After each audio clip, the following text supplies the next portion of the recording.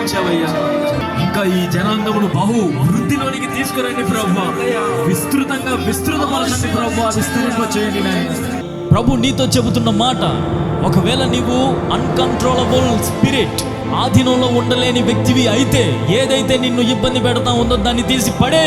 మనిషి అయినా సరే, వస్తువు అయినా సరే, దేవుడు ఈ క్షణమే నీ మనసును మార్చునుగాక. యవన దశలో నీతి గల జీవితం, శుద్ధమైన జీవితము నీవు జీవించడానికి ఆయన నీకు భాగ్యాన్ని దయచేయునుగాక.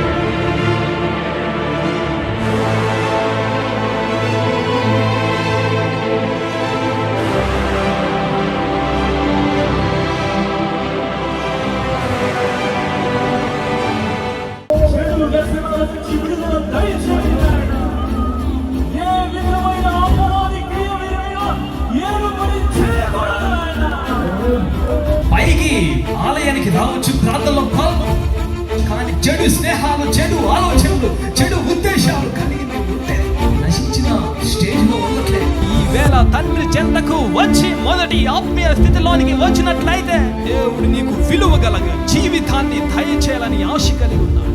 ప్రియమైన స్నేహితులారా, మీకు 2 చేతులు జోడించి చెప్తున్నాను, ఈ లోకంతో ఉన్నటువంటి సహవాసాన్ని, చెడు వ్యక్తులతో ఉన్న సహవాసాన్ని ఇదే విధంగా మీరు కంటిన్యూ చేశారంటే భయంకరమైన పతనం ఎదురవుతుంది.